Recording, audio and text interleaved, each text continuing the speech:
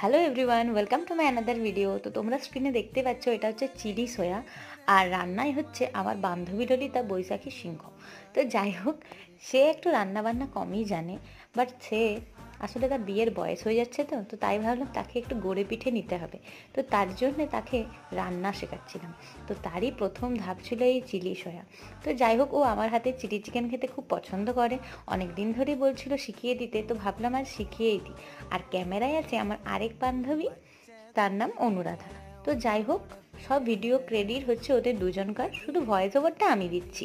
তো যাই হোক, অবশেষে যখন ওকে সব স্টেপ বলার পরে ও যখন আস্তে আস্তে রান্নাটাকে শিখলো, আর যখন আমরা অবশ্য টেস্ট করতে ভয় পাচ্ছিলাম যে কীরকমের হবে, বাট আপনারা বিশ্বাস করবেন না, এত টেস্টি হয়েছিল, জাস্ট অসাধারণ।